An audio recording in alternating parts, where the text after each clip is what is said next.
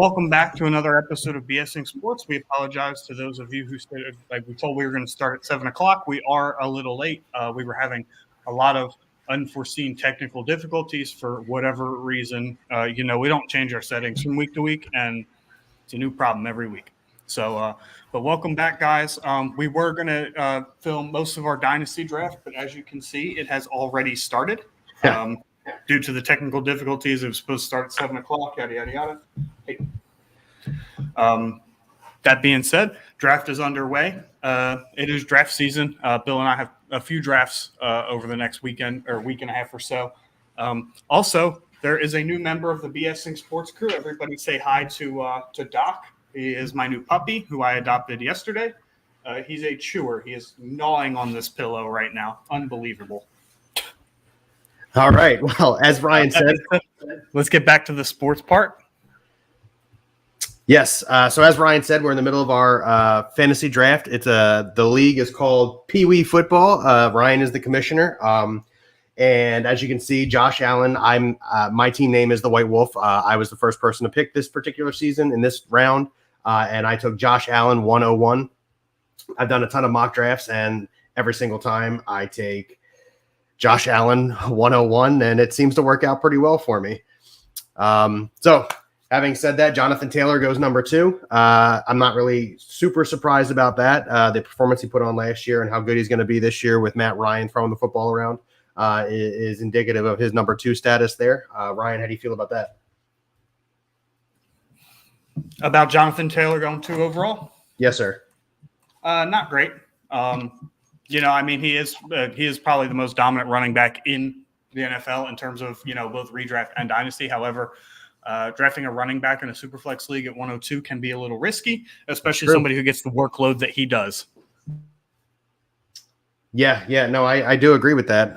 Ryan is obviously having an issue with his new dog. Doc is keeping him on his toes. Then I do agree with Ryan in terms of that. As some of you guys won't know, is this is a super flex league, which means you can play 2 quarterbacks at a time. So taking a running back second could lead to potentially, not having 2 good quarterbacks on the roster to dominate at any given time. So Justin Herbert goes number 3. I do like Justin Herbert. However, I feel like Patrick Mahomes probably would have been the better choice here. As you can see, Joey Avalis takes Patrick Mahomes in the 4 spot. Like I said, I believe Mahomes probably could have very easily gone before Herbert, but I do like the Herbert pick. I think for the foreseeable future, I probably would take Herbert over Mahomes, just for the sole fact that we know who his weapons are. That's a really good point. You don't know with Mahomes going forward, especially with Tyreek Hill out of there, Juju being more of a TikToker than a wide receiver this past season. It's a really good point. Yeah, as you can see, there's little gray bars in some of those pick boxes. The league was relatively active in terms of making moves, trading picks, loading up in certain rounds because certain managers believe that that's where the talent is. I made quite a few trades. I had 203 as my first pick. I drafted DeAndre Swift.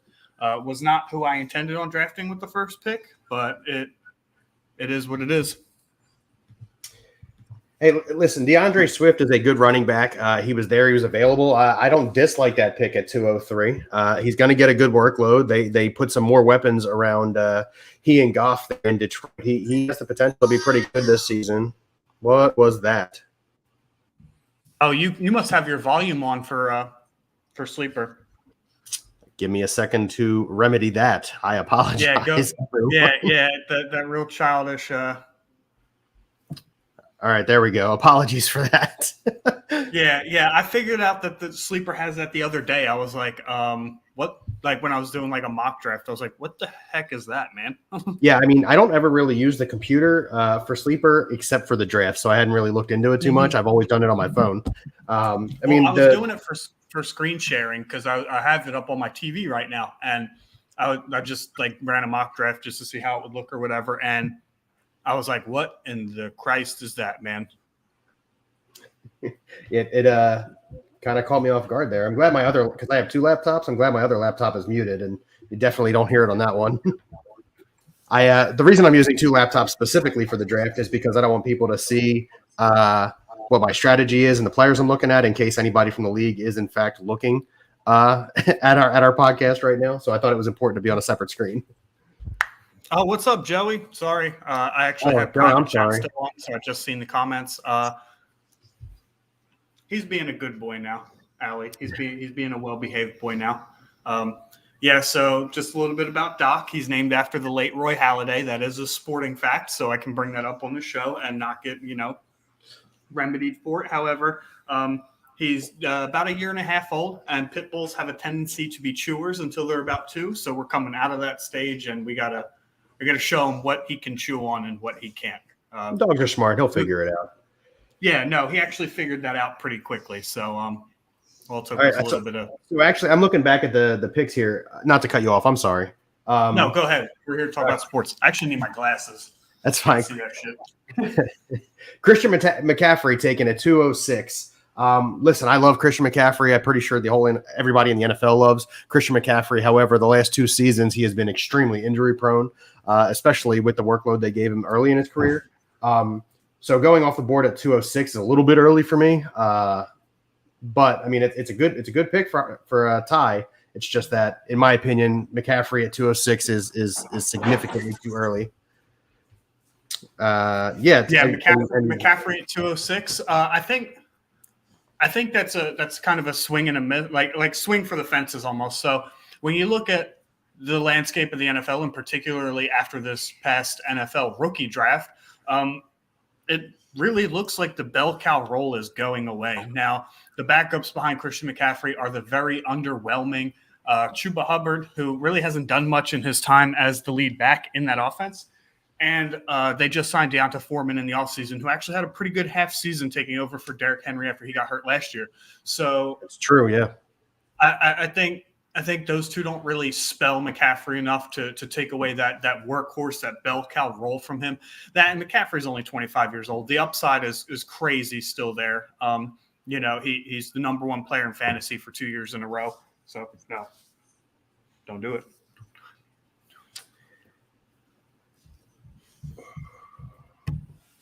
Stop. Yeah, I love that you're over there like yelling at the dog. That's awesome.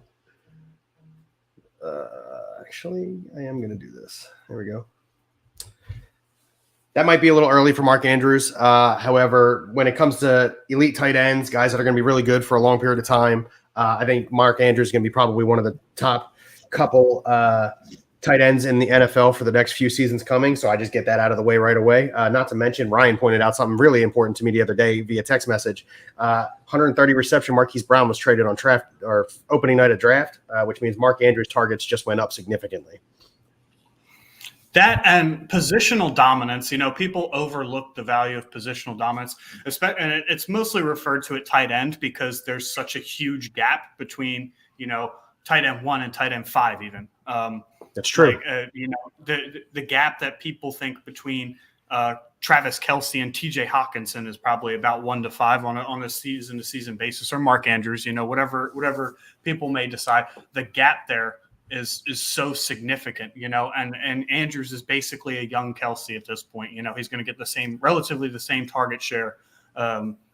It's an overlooked thing in Dynasty. Now you'll never have to worry about filling the tight end role, at least not for the foreseeable future. And that was whereas other people may have to. Correct. And that's where my thought process was, where Andrews is sitting there at 3-1 and I take him. Yes, Tim, to answer your back-to-back question, you've done a few mock drafts with me. And in all of those mocks, I expressed to you that when I take Josh Allen, and then it just happens that Jalen Hurts falls to me at the 212. The rest of my draft has ended up pretty solid, and I didn't want to tinker with that, process there. So I went Allen and Hurts, and as I said before, it's a super flex league. I'm going to need to play 2 quarterbacks. And I mean, look what Jalen Hurts did last year. I ended up having to pay Ryan's league fee in our other league because of how good Jalen Hurts was versus what I thought he was going to do. So it's a solid 1-2 punch at quarterback for me right now with Josh Allen and Jalen Hurts, pending they both stay healthy.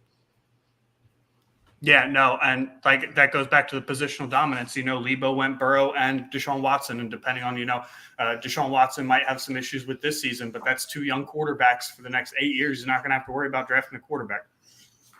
Yeah, Yep. It's positional dominance. There's more to it than just drafting, all positions. Now, you're set at tight end and quarterback. There's 2 positions for the next 6 years you won't have to worry about. Are you going to hurt potentially in other places? Maybe, depending on how this draft goes, sure. Like running back, bell cow running back, you're not going to get one of those.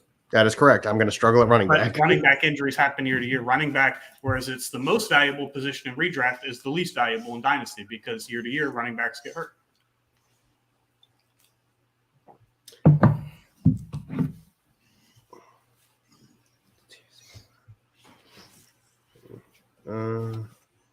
I'm sorry. I don't mean to go silent on you. I know you're looking at the draft just as much as I am. I'm also reading the comments. Yeah, that's what I was looking at on that screen as well. I'm looking at what Timmy has drafted so far. So Timmy has Najee Harris, he has Tyreek Hill, and he has Dalvin Cook. And one of the guys in the league said TCBY, who is Timmy, who's one of our big followers here. Obviously, he was our first special guest on our second episode ever. So he's in this league as well. Yeah, I don't know if Krogan realizes that he traded his 1-2 and 2-11 away. Maybe he's not catching that. I don't know. Either way, but anyway, yeah. So far Timmy's got Najee, Tyreek Hill, and Dalvin Cook, which is a good start. He's going to struggle at quarterback, like we just discussed. Going to struggle at tight end a little bit, but other than that, I'm curious how Tyreek Hill does in Miami. Tua Tagovailoa is not anywhere close to Patrick Mahomes. However, coming down the stretch, Tua played well. I'll tell you what, man. Like people look at him like, yeah, he's not going to be the deep threat. He didn't have to be.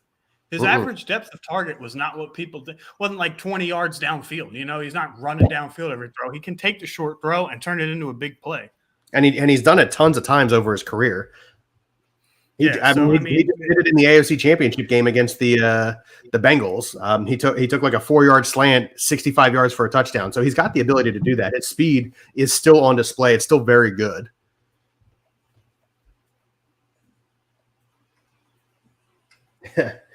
And Krogan just figured it out. I don't know if Krogan is watching the podcast. Maybe he just heard us explain it on the pod. I don't know.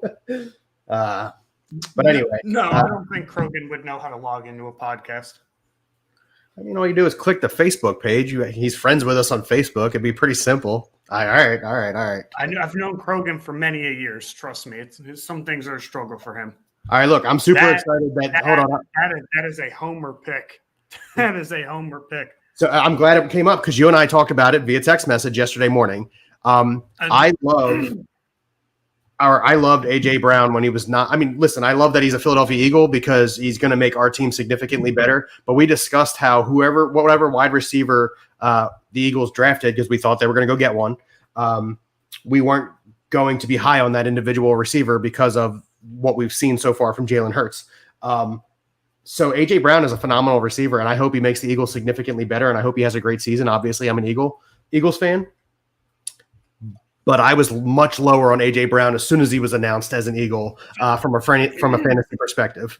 Fantasy perspective, if the Eagles are really gung-ho about Jalen Hurts, that's going to be a bad pick. Now, on the flip side, I would rather have DK Metcalf because Seattle's going to get a better quarterback. That's correct. They're going to run with Drew Lock for the time being. But after that, they got to get somebody better. And next year's quarterback and running back class is significantly better. It's really telling that through the first 60 picks, we had one running back and one quarterback taken this NFL draft. Obviously, you got Kenny Pickett who went to Pitt, also got drafted number 20 overall by the Pittsburgh Steelers. And then the first running back off the board was to the Jets, I think at 60, and it was Breece Hall. Yeah, no, like I said, though, I don't like Drew Lock with Metcalf this year, like at all. Correct. Nobody should, but Seattle's going to be upgrading for a quarterback. Like it's dead set. They know long term that Drew Lock is not the answer. Whereas with AJ Brown and Jalen Hurts, there's no definite that they ever move off of Jalen Hurts. If he plays one step better than he played last year, they are not moving away from Jalen Hurts. If he plays exactly the same as he did last year, I still don't think they move off of Jalen Hurts. However, if he regresses significantly, then I'm sure they will move off of Jalen Hurts. But people who were saying about Jalen Hurts, I'm pretty sure that the A.J. Brown deal probably happened because of Jalen Hurts. They're best friends in real life. They've been training together all offseason. That being said, I mean, thanks for your PR and your campaigning, but yeah. yeah, I mean, ultimately, and I'm not sitting here just trying to bash Jalen Hurts, but the reality of the matter is, anytime the Eagles are in a close game or have a lead, Sirianni is going to do what his offense does best and run the football. That doesn't help your wide receivers from a fantasy perspective. Yeah, and that's exactly right, as we've discussed several times. So again, number 306, we get DK Metcalf right after the AJ Brown pick, which Ryan said I would have much preferred to go with DK Metcalf. Stephon Diggs, good pickup, especially if you're trying to build a win now team. Diggs being a little bit older, solid receiver, going to be wide receiver one, for the next couple of years. But 30's coming up on him real fast, so. Yeah, but I mean, he still has Josh Allen from football, and they have great chemistry. Yeah. When your quarterback's Josh Allen, you'll always be pretty our technical advisor has given us this little tidbit of information. I did not see that on Instagram, but it's good to know. Yeah. Yeah. So Hurts was apparently seen at AJ Brown's daughter's birthday party. So again, they have a great relationship. I don't know what just happened, why this shrank. Let me see if I can fix that. I'm sorry. It shouldn't have shrank. I didn't change nothing. Technical difficulties. I am very sorry again, folks. For whatever reason, Sleeper keeps changing everything it's doing to us, and it's not conducive of us trying to, run a show. Trey Lance, Jalen Waddle, back-to-back. I do like those picks. Two very young players. I especially like the Trey Lance pick, taking the flyer on him. I think that he's going to be an outstanding fantasy quarterback. As much as the rumors tied to Deebo Samuel wanting to leave are because he's going to take over as quarterback, that doesn't surprise me because, as we mentioned on this show time and time again, Deebo Samuel does not really fit well with his playing style so much with Trey Lance. Trey Lance's run and gun. I think Brandon Ayuk will feed more off of him than Deebo would. Yeah, I was going to say that. I believe that Brandon Ayuk's draft stock goes up significantly, especially with Deebo Samuel requesting the trade. Look, I don't think he doesn't play if he doesn't get traded. However, it would surprise me if he comes out and gives the A+ effort he's given the last 2 seasons. Wow, what a pick. Also, your thing froze because 310 was just selected. It did. Yeah, I'm running through some technical difficulties here. Give me just a moment to try. We're having all kinds of problems tonight. There we go. There's the refresh. It is not a good night for us here. Let me see if I can, because I'm also not seeing that's fine. I'll do it right there like that. That look good on that screen? Yes, it does. Okay, that's fine. I completely lost my train of thought. I'm sorry. You got to understand, while we're trying to draft, our brains are very focused on the next player up, and we're trying to run a podcast. Yeah, it's kind of hard to do a show and focus on the draft plan that I had in place. And this NFL draft, like I said, made it kind of crazy. Breece Hall, it's going to be interesting to see what his role is. He was projected to be a true 3-down back. However, Michael Carter's still there. And Michael Carter, pass catcher. Yeah, and Michael Carter played great last season. Yeah, Michael Carter played great last year. The Jets' offense is going to be scary good in a couple of years if everything pans out. Fortunately, Tim, my draft plan is not all types of messed up because I've only picked once so far. So I anticipated all these people coming off the board anyway. Yeah, I also anticipated when I went quarterback that I would see none of these guys on my roster. My plan is still intact. The Breece Hall pick is interesting. So it's interesting because as you talk about, you'll hear all your fantasy experts say things like situations change, and it's true. You look at people who faded Rashad Bateman because he wasn't in a high passing offense and he was behind Marquise Brown and Mark Andrews. Marquise Brown's all of a sudden traded, so now he's wide receiver 1 on the roster. There's 140 targets going out of Marquise Brown that could very easily go to Rashad Bateman. Things change in the offseason. However, the thing that concerns me the most, would I have went Pitts if he fell to me? Rather than Mark Andrews, I think is the question, Joey. And yes, I would have gone Pitts over Andrews. Absolutely. Pitts is tight end 1 in Dynasty, and it's not particularly close. He's a freak of an athlete. Finished as tight end 6 last year, being 21 years old, and only had 1 touchdown. So yeah, no, your 2-9 pick of Kyle Pitts, I very highly condone, and I like that pick a lot. You actually got him really late. I'm surprised he fell to 2-9. Like every mock I've done, he's been out in the first 3 picks of the second round. Yeah, no, that was I debated on taking him when he was there. However, I just didn't. The positional dominance that I just so raved about, I just missed out on. Now that's an interesting pick. Nick Chubb, nothing wrong with him at all. However, his ceiling's a little capped by the fact that Kareem Hunt's going to be back, going to be healthy, going to be catching passes, and he's 26 years old, going to be 27 in the season. Timmy, I mean, Tim Brandt. It makes sense that Ryan was trying to talk you into taking him at 110 because he's that kind of athlete at tight end. I know that they've got Mariota in Atlanta right now. They just drafted Ritter. Neither one of those are the answer, in my opinion.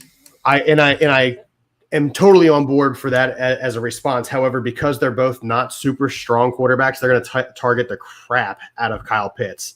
And that's the way it's going to go.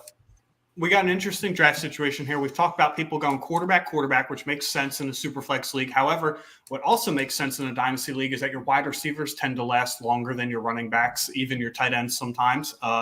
And Alec has gone wide receiver, and Cooper Kupp and CeeDee Lamb. So 2 very solid picks in terms of dynasty. Cooper Kupp getting a little up there in age, but it's curious as to what direction he's going to go now. He's gone 0 quarterback with his first 2 picks. He has no running backs. To me, this, we'll see how this goes. But yeah, no, my mock, like I said, I didn't take the first 3 rounds too seriously in my mocks just because I have 1 pick there. However, most people are going to be like, why'd you trade out of the first 3 rounds pretty much? I did recoup 5 future first round picks. And overall, I have 11 picks in the first 8 rounds. So I have 3 in the 4th, 2 in the 5th, 3 in the 6th, 2 in the 7th, 1 in the 8th. So I got a lot of drafting to do. Yeah, and some people may listen. If I didn't have the 101, I was on the exact same board as you, and you know this. We've done it in other leagues together. I was in the same board, getting rid of my first, building some seconds and thirds, and getting a 1 for the following season. But because I held the 101, and you know how much I absolutely adore Josh Allen, I was pretty much unwavered in not trading that pick away. But I agree with how you went about it. 11 picks in the first 8 rounds, regardless if you only have 1 till the 4th, I think still comes through. And positionally, you're going to pick up these guys that you didn't get with comparable players in this drought in this next 2 rounds significantly. Yeah. So I'm curious as to who Krogan takes here. This could be an interesting pick. He's going quarterback, running back. So, and now he's going 3 running back. Went another running back. Cam Akers off the board now. So he's got Dak Prescott, Austin Eckler, Nick Chubb, and Cam Akers. On paper, that looks like a great running back core. Yeah. Now, having said that, Eckler's getting up there in age. Chubb is getting up there in age, and Akers just is coming off of the torn Achilles. So he's still kind of sort of a question mark. He didn't really show out as much as I thought he would in the playoffs. Granted, the Rams won the Super Bowl regardless. But that was a running back by committee there in LA. And I don't know if they changed that too much since the recipe there was successful. So I don't agree with that statement, running back by committee. The first game that Cam Akers played full time coming off of his Achilles injury, he led the team in carries. And he was 2 weeks removed from an Achilles tear. To me, this is, the carries were 17-13, but once he gets a full offseason to get healthy and training, this is not going to be any sort of running back by committee. You can't convince me that, these guys are going to share carries when 2 weeks removed from recovering from Achilles, he's leading his team in carries already. I think Cam Akers very well is going to be a workhorse back. I think they have full confidence in him doing that, and that's why they didn't draft a running back in this draft. Didn't even have to be a significant name. Darrell Henderson's only there for 1 more year. Sony Michel's a free agent, so he's not there anymore. I think they have Cam Akers fully to trust, and if he doesn't pan out this year with Darrell Henderson there, then maybe they look elsewhere to help fill the Darrell Henderson type role. It's only a 12-team league, John. It's kind of hard to run a 13-team dynasty league. That's a good pick right there. Okay. So I like do T. Higgins a lot.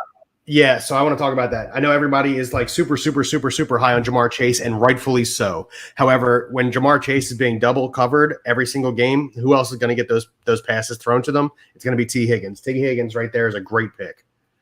That's a reach. I would not have gone there, Timmy. Not at all. No, he probably would have fell to maybe the 6th round. You probably could have picked him up in the 6th. Yeah, I've seen him go way later, especially because of all the weapons they just have. Breece Hall is going to affect the passing game. They signed C.J. Uzomah, the tight end, in the offseason. He's going to get some targets. Michael Carter's still there. Elijah Moore was coming on strong last year. Corey Davis is still coming back healthy. I don't know about that early pick. You got to have a lot of faith in that pick. You better hope right off the grip that he does something. Yeah, Wilson was not on my board before the 7th round, which is why I say you probably could have got him in the 6th. Look, for all we know, he does pan out, and he builds some kind of great repertoire with oh man, now, I'm Zach Wilson. Thank you. Oh my goodness, sorry about that. Well, so here's my thing with that is like when you see a combination like a veteran receiver with a young guy, then okay, I can buy it because maybe the veteran receiver is moving on in a couple years. All of those names I mentioned, except for C.J. Uzomah, are pretty young. Corey Davis just turned 27, so he's not relatively old. Elijah Moore was obviously a rookie last year. Michael Carter was a rookie last year. Breece Hall was just drafted. So there's young weapons that are going to be together for a while. So you got to think that for at least the next couple of years, Elijah Moore, Garrett Wilson, all of their production is going to kind of be capped by having each other there, which is great for real life football because you got a lot of potential weapons on the field. However, in fantasy, that kind of limits the upside a little bit. Indeed. So I want to talk about that Kenneth Walker pick there for Seattle. I like it. Love it a lot. He's going to take over starting roles for Seattle by week 4. A lot of people were saying that, Chris Carson coming back and Rashad Penny's there and Pete Carroll loves those guys. And you're right, he does. However, he hasn't it's great that he loves those guys, but Kenneth Walker's going to come in and be the 3-down back that Seattle needs, especially with Drew Lock at quarterback, who's going to need somebody to just take the attention off of him from throwing the football. So that Kenneth Walker pick there is really solid.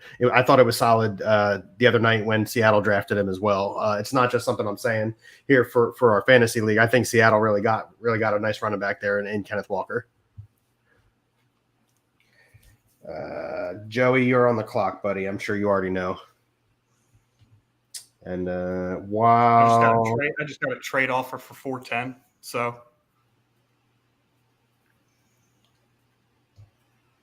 All right. Well, while Ryan deals with his trade offer for 410, I will continue talking. Alvin Kamara at 407.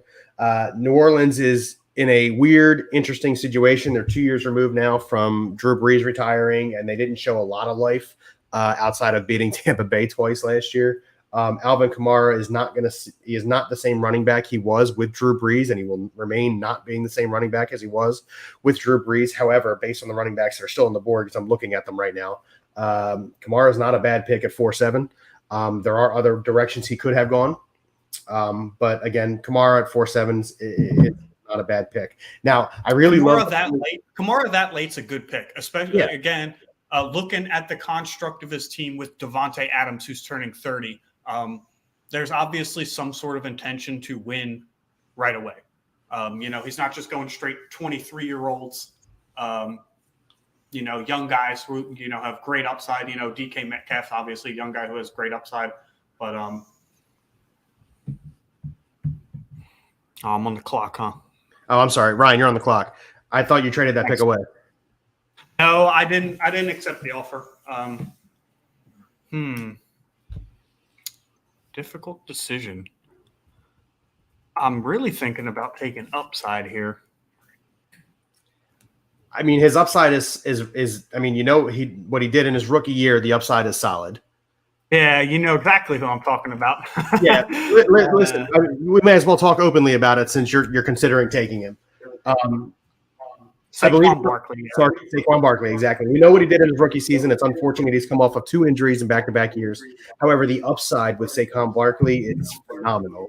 You're talking like running back 3, running back 4, even in New York.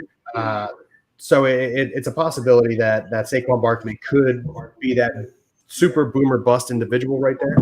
You didn't pick him, which is fine. But Saquon Barkley is not a bad choice at any point in time. Especially in this point of the draft, in my opinion. Ryan, I don't know what you changed, but I'm echoing hard.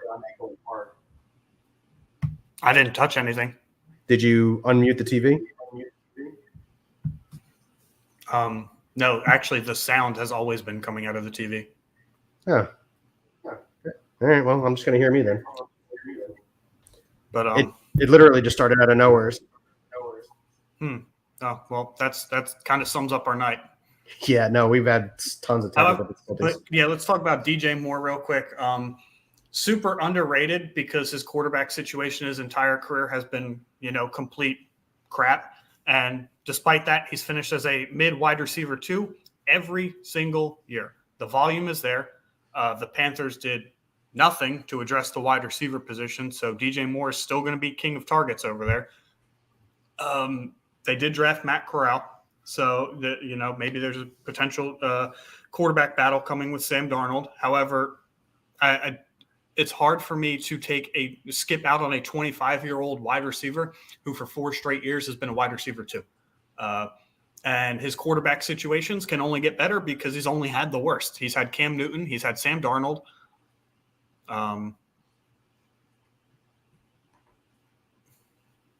I am not against DJ Moore at all. I drafted him in a couple of my leagues last year. I ended up trading him away in most of them. But I am in no way, shape, or form against DJ Moore. I just don't like his quarterback. Yeah, and like I said, he's finished as a quarterback 2. PJ Walker, I don't think, will be the starter there.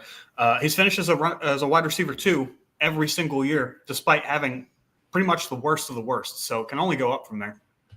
His target share is ridiculous. Timmy, we can obviously figure out that you did not agree to the trade based on the fact that you made the pick. Thanks, bud. We're proud of you. We really didn't need you to tell us that. I feel like I've done a few of these, so. I'm going to go Monty here. Not a bad pick. Bell cow back. Has no competition in the backfield. Young guy. And I know this guy misses 3 games a season, but he's one of the most underrated running backs in football. And I think his ability to get open in space. Josh Jacobs. Yep, just got better with the addition of Devontae Adams, and I'm going Josh Jacobs. Back-to-back running backs right here. Ryan, you're on the clock, and you're also in charge of picking at the same. Well, I'll let you pick, but I gotta use the restroom. Okay, yeah. So again, Saquon's still on the board there. He's being faded super hard by this league. You know what? He might fall to you. There's quite a few names that are being faded pretty hard in this league right now. However, I might take the gamble here. Yeah, I'm gonna take the gamble here. I'm gonna go. Do it. I'm gonna take Treylon Burks. Hey, listen, I like because mostly because I have zero intention on taking him in any of my rookie drafts this year. So this will be the only league where I have a share of him for now. And they just traded away A.J. Brown. Robert Woods is still there, but Robert Woods is coming off an ACL tear at 31 years old. Brian Tannehill's still there. Derrick Henry's just coming back. I think the upside there for immediate return is just insane. What are you doing? But it's something that I had a hard time passing up on right away. I imagine that's exactly who Garrett was about to pick, if I'm not mistaken. So he's probably going to cuss me out. Yep, he just sent me a message that says "damn you," so that's good.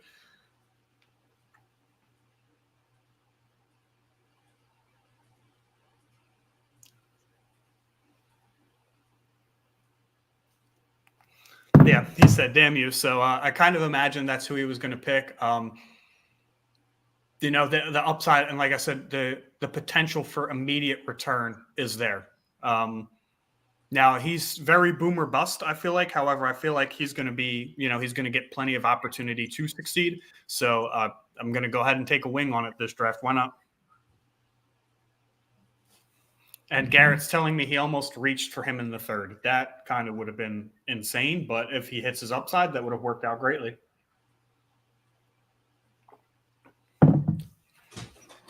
Tim, I'm not against the Chris Godwin pick. The situation in Tampa is so murky right now, though. And yes, you can look at guys like Mike Evans, who have been a wide receiver one their whole career. And it has a lot to do with the fact that, one, Tom Brady was there last year, and two, or the last 2 years. And two, when Jameis Winston was there, they were such a high volume passing offense. There's no guarantee that they ever go back to that once Tom Brady decides to retire. There's no guarantee what quarterback they have. It's nothing. There's no guarantee to that. So I'm kind of fading the Tampa receivers a little bit. If they fall to me, way past value, then, I'll take the shot. But I don't hate Chris Godwin, seeing as he's younger than Mike Evans and he's going to be on a contract. He could potentially go somewhere next year anyway, but sometime today, Garrett, would be nice. Yeah. So I agree with most what I heard of what Ryan said about the Chris Godwin pick. With Tom Brady retiring probably after next season, which I'm assuming it's just speculation. I haven't heard anything, obviously. I'm kind of fading the Tampa Bay receivers as well. In addition to, I'm pretty sure Godwin's only like 26 or 27 years old, but he's still splitting catches with Mike Evans. And again, we just don't know what we're going to get out of Tom Brady and that offense this year.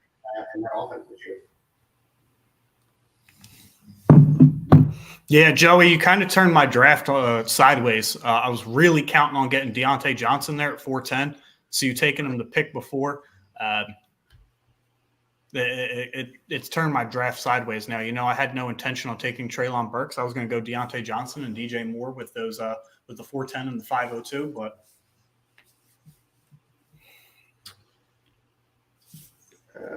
yeah, I mean, Steiner, you're taking some time here, Steiner. Yeah, that's because his draft plan's all screwed up. Yeah, well then just make a pick. Like, let's go.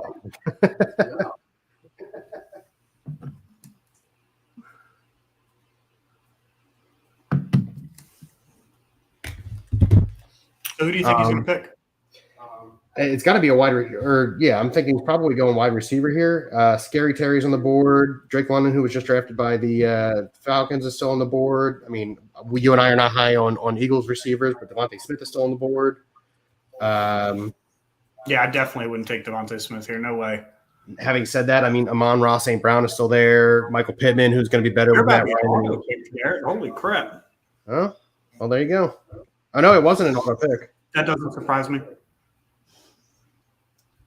Is he? Steiner? Are you a Falcons fan? No, he's a Steelers fan.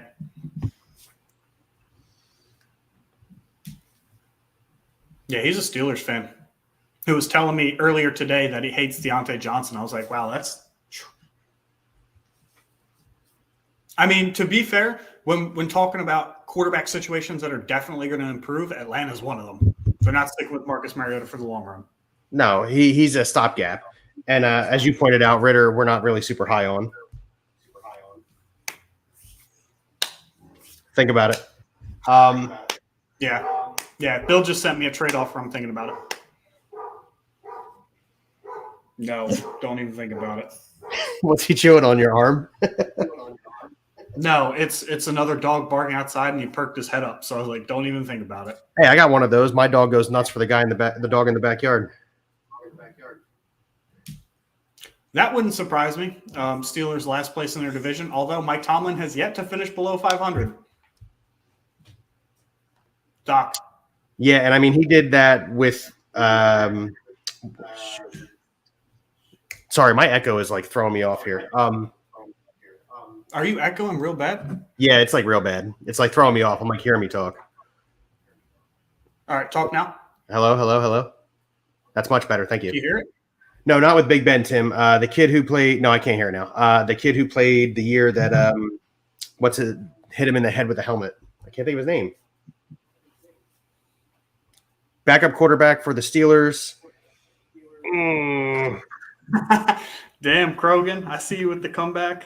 It is bothering me. All right. Well, either way. So there's been times where Big Ben has been hurt and he's had to remain 500, no lower than 500. That is Mike Tomlin for the Steelers with backup quarterbacks running the show. It's bothering me that I can't think of this kid's name. Oh, well. Are you talking about Trubisky or Pickett? No. The Steeler quarterback 2 years ago got hit in the head with a helmet. Rudolph. Mason Rudolph. There it is. I got it before you told me. Thank you. Oh, Rachel. Thank you. I appreciate you ruining it for my life.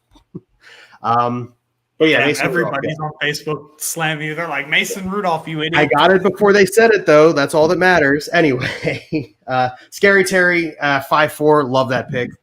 Actually think you got him at a good time. I know the Commanders have. Really going with the zero running back approach. Very interesting. Yeah.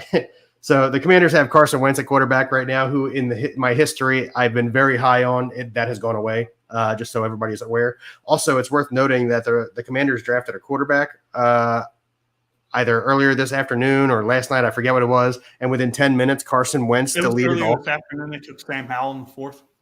And Carson Wentz deleted all Commander stuff from his social media accounts. I thought that was funny. But yeah, Scary Terry right there. I think it's a good pick. Now, it is worth noting that I saw that on Twitter, and I never actually noticed if Carson had stuff in his bio to begin with, but it definitely isn't there now.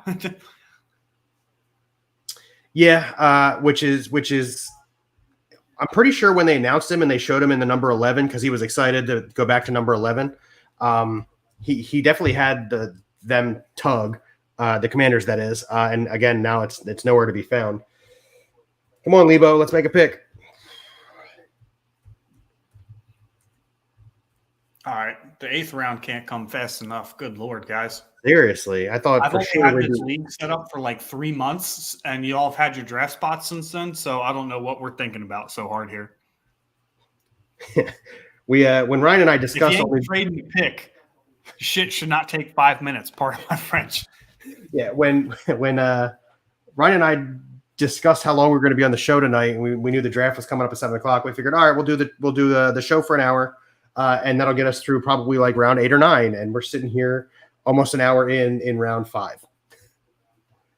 Did Detroit? Well, to be fair, we're only 42 minutes in because we couldn't get started on time. Did Detroit draft the QB? No, they did not, and that doesn't surprise me. I'm not surprised. I'm not too surprised. I'm more surprised Atlanta didn't, or not Atlanta.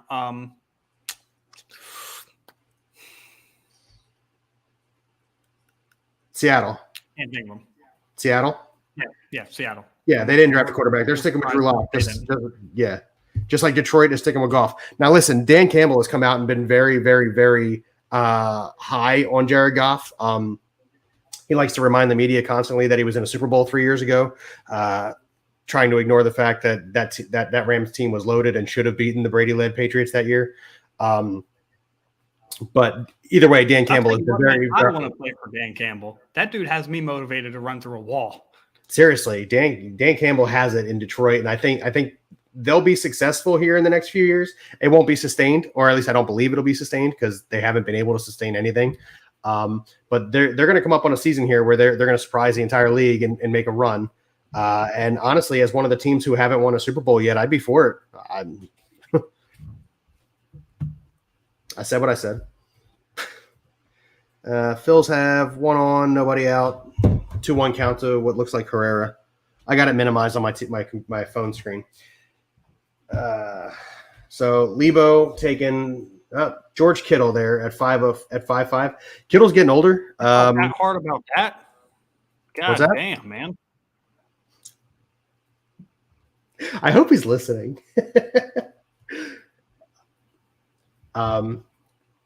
Listen, again, you guys are wondering why we're both pausing. We've got trade offers on the board. We're trying to get squared away. However, George Kittle there at 5'5" is a good pick. Lebo right now is looking at, man, that is just, I'm not high on, we'll get to it. Lebo's gone, quarterback, wide receiver, running back, and a tight end at this point, so he's just trying to fill roles. But I like the Kittle pick at 5'5". Devontae Smith, again, I'm not high on Philly wide receivers. I know that he had like 987 yards last year as a rookie. and he stands to do better with A.J. Brown running outside of on the opposite side. But until Jalen Hurts shows me more, I just am not exceedingly high on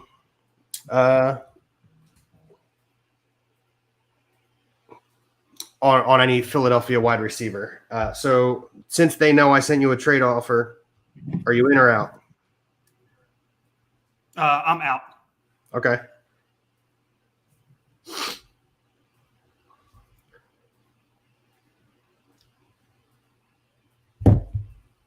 You dealing with another one now?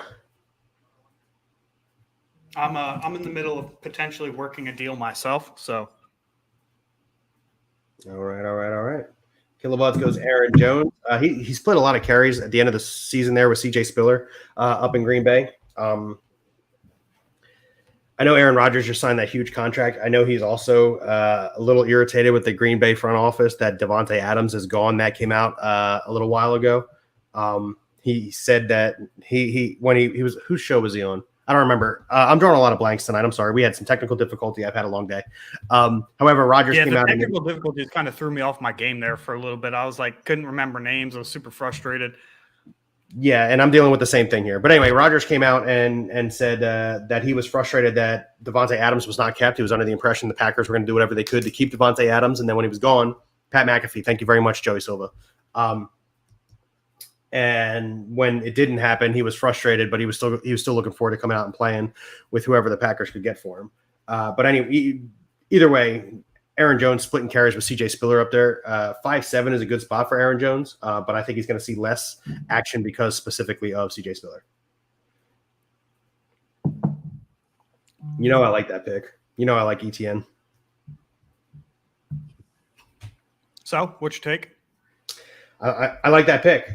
Listen, James Robinson is coming off of the torn Achilles at the end of the season last year. So at least for the start of this season, ETN is going to get a lot of carries. Robinson will come in and probably take some of the carries from ETN. However, I think ETN is the starting running back there. In addition to the fact that ETN is going to come in. Doug Peterson's utilization of pass catching backs makes this, and the rapport he has with Trevor Lawrence. He's also in his second season. He's not particularly old. I know Robinson's only going into his third or fourth. I can't remember directly off the top of my head. So they're both good running backs. But when Doug Peterson was in Philadelphia, he utilized multiple running backs, like 85% of his entire game plan. So ETN right there is a good pick.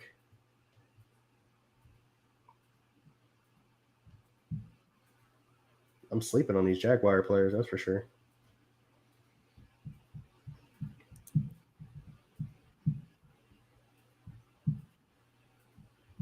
Sorry. Let's go back to the Matt Stafford pick at 4-3. Ryan, you took Matt Stafford at 4-3. He's your first quarterback, if I'm not mistaken, correct? Yeah, actually, now that we're past that point, I was going to go 0 QB. I had absolutely no intentions of drafting Matthew Stafford at 4-3. However, he should have gone way earlier than that. So the fact that he was there and the fact that the people I wanted to pick were not there. But, he's 34 years old, coming off the best season, arguably, of his career. Only one other top 5 QB for top 7 QB for another 3 years, maybe. He's been very healthy throughout his career, with the exception of the 8 games he missed a few years ago. He hasn't missed a single game. So there's no injury history. There's no, interesting. I think Elijah Moore and Garrett Wilson could end up being like a B-rated version of Jamar Chase and T. Higgins. I agree with that statement. I believe Corey Davis is still there as well, which would be he'll play like the Tyler Boyd role. Exactly. That's what I was going to say. Yeah, he's going to play the Tyler Boyd role in that offense. I don't hate that. I don't dislike. Ironically, he drafted T. Higgins too, but I think the Elijah Moore pick there is good. This late in the draft, the upside is too real, especially with Brian Daboll there as the offensive coordinator now. That's a real good pick. I like that. Yeah, he's talking about Saquon Barkley out of the New York Giants going at 5'10" to Ty. That is a good pick, Ty. If you're listening, good for you. Krogan takes Hawkinson. Hey, look, I like Hawkinson. He's going to still be effective there in Detroit. Really effective there in Detroit. Yeah, especially with the amount of weapons he has around him. He's not doing it alone anymore. So that's a good pick. I got to shut this off. This is irritating me. Thank you. Go away. I was also trying to watch the Phillies while I was doing this, and too much going on. Let's see. Let's get through round 6, and then we'll hop off. Yeah. We'll go through round 6, and then we'll hop off. But that's fine. Between babysitting a brand new dog that I've had about 25 hours now, he sleeps a lot, so that's good. He's a good boy. Ain't that right, Doc? Ooh.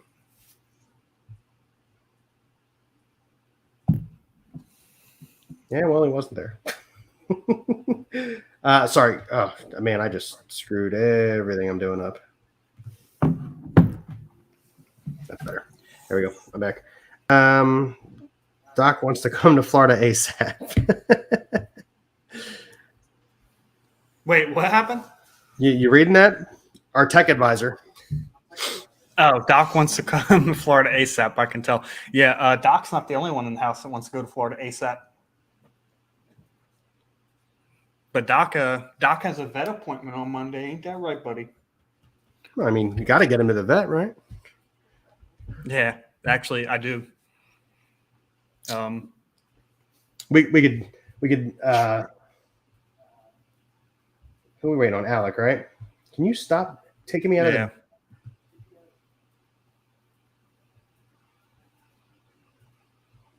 There we go. Man, this draft's gonna be real interesting. Yeah, this whole draft went sideways for me. I still have some options. It went sideways off the grip, but I kind of figured it would. So I was mocking CeeDee Lamb damn near every pick at 203. However, I know Alex a hardcore Cowboys fan, so I didn't actually expect him to be there. That's fair. Whereas most people, make it a point to draft their favorite team's players. I refuse to do it. Look, I'm okay to draft Eagles. I really am okay to draft Eagles. However, as long as there's a safe floor player. I would have drafted Terrell Owens back in the mid 2000s. I mean, even McNabb would have been a good pick in the early to mid 2000s. Like as long as there's a safe floor. But outside of Jalen Hurts, to be honest with you, nobody's really safe. Maybe Dallas Goedert.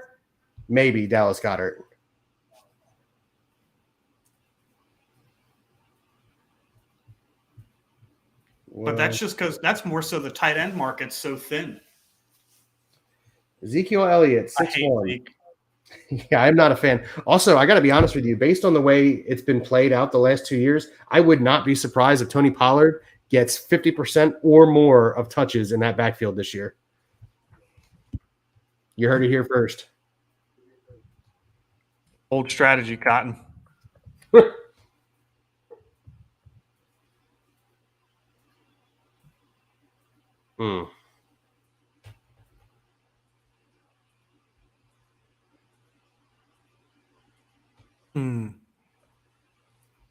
So I'm going to do this.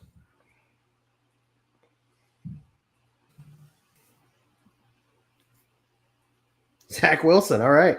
Listen, I've got nothing against Zach Wilson. He played pretty well last year for not having – oh, Frankie, man, you're on. Happy birthday, brother. Oh, Francis is here? Happy birthday, Francis. Tim. What's up, Frank? How you doing? Tim.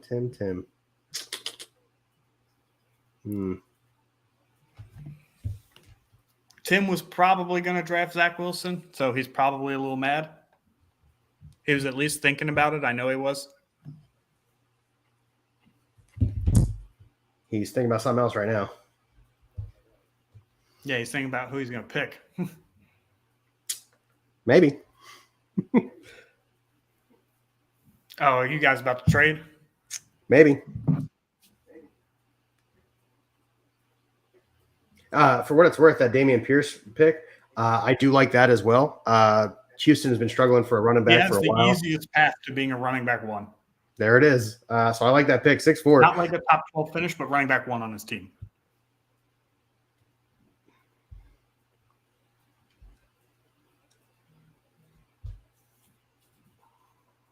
Mm.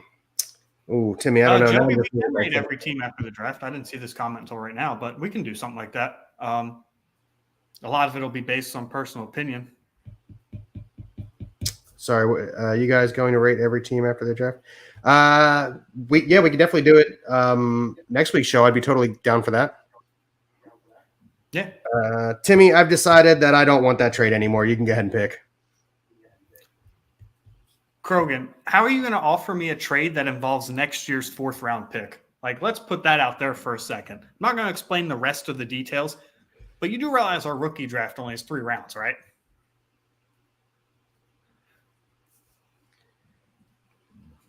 I mean, most of us realize that.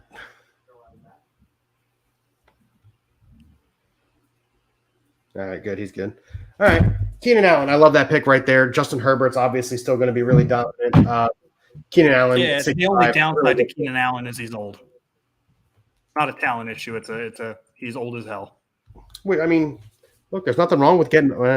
Actually, I feel like I'm getting pretty old. It's nothing wrong with getting old when you're still in shape. You know what I'm saying? So Keenan Allen, he's still going to produce this year, next year, probably even the year after, especially with Justin Herbert throwing him the football. So he's got a good wide receiver 1 for 3 years now. Going super flyer here. Yeah, you are. Man, I want to take this gamble right now. Yeah, I do. Jamison Williams. I knew he was coming off the board there, which is why I considered trading Timmy for that pick right in front of you, because I was going Jamison Williams. But yeah, that's 2 young receivers. I don't very much like doing that because there's no floor established whatsoever, but the upside between Burks and Williams could be really good. So I don't like doing it, but why not? You posed this question a few minutes ago, Pop, and I kind of ignored it because I was in the middle of a trade situation with Timmy. So what do I think about the Eagles draft this year? I think they get an A+ from Bill. You're talking absolutely. You get a great defensive tackle out of Georgia, a guy who I said last week they were probably going to take with the 15th pick. They had to move up to 13 to do it, or Baltimore was going to get him. So they get Jordan Davis. They turn around, they trade their 18th overall pick for A.J. Brown with an addition of a 3rd round pick, 101, I believe it was. And then they draft Jason Kelsey's replacement, who Jason Kelsey specifically went out and pointed at and said, "Hey, it's this guy. He's my replacement. Let's go get him." And then you get Nakobe Dean, who, yes, he's coming off of an injured shoulder, declined the surgery, whatever. It hurt his draft stock. However, he is going to be good. So you get Nakobe Dean in the 3rd round. And then you fill in some other spots, except for secondary, which I thought was intriguing, which means to me they're probably going out to get Tyrann Mathieu, but we'll talk about that later. So for me, the Eagles get an A+ in the draft. They're one of the teams that are close to the Jets, but I think the Jets win the draft.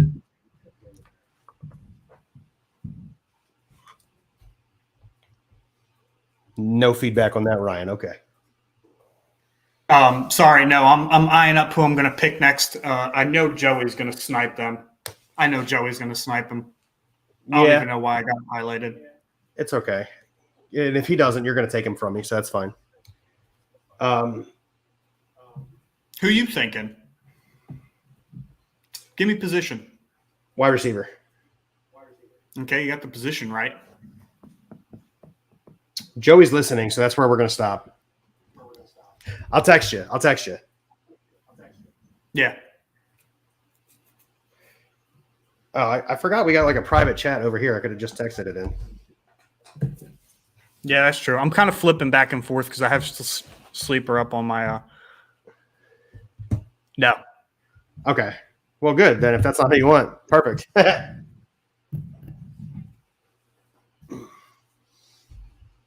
Okay. Okay.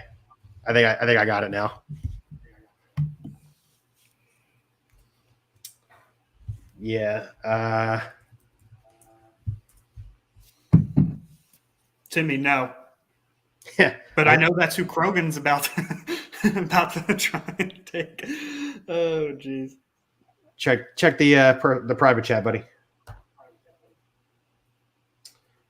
I like this drafting thing. We both get sidetracked because we're doing stuff. Yeah, I know. It gives you a look inside the war room. It that's really exactly does. who Timmy just said. So no. Okay. All right. I think I'm I'm going to surprise some people with this pick, obviously, because everybody's guessing him. Everybody's not guessing him. So, but like I was he said, I think Joey's about to snipe him from me. Maybe not because he still doesn't have any running backs, but was he on a team that just traded 140 targets? maybe, maybe.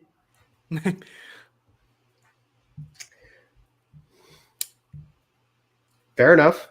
Wow, dude, the running back market is so thin at this point. Yeah, I'm glad I got 2 in back-to-back last round. Yeah, I'm glad I got 3. I always like having 3. Yeah, it's always good to have 3. When will the timer lower? 8th round. All right. Come on, Joey, make your pick. Make your pick.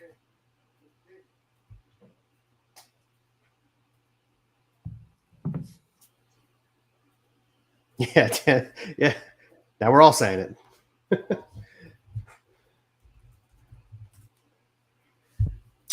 All right, I got 4 potential people I'm taking, and since I go back to back, it could work out.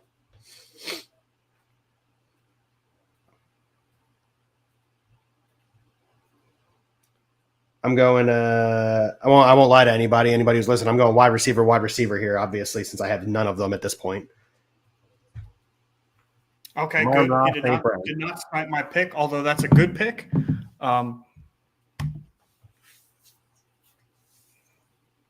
That is the very, very obvious wide receiver 1. His wide receiver 2 right now is Donovan Peoples-Jones. His tight end, David Njoku, is coming off an injury-riddled season. And while they're a run-heavy team, Deshaun Watson, at some point, whichever he returns, will change the plan over there immediately. Yeah, Cooper's going to be successful with Deshaun Watson. The only thing that I'm kind of down on Cooper on is he's like 28 or 29 years old. I don't remember right off the top of my head. Jerry Jeudy he just turned 28. Okay, Jerry Jeudy there for me. 28. Timmy, I like the Jerry Jeudy pick. If you did not take him, I was taking him. So good for you. Don't trust that team, so I'm not taking that young guy. He just got traded, but I don't like their quarterback. Man, this looked a lot better in my head. I don't really care for that quarterback either. We discussed this, but you're talking, that's a stretch. Man, they're just... Well, you know what? Yeah, okay. Here, and then... Good pick.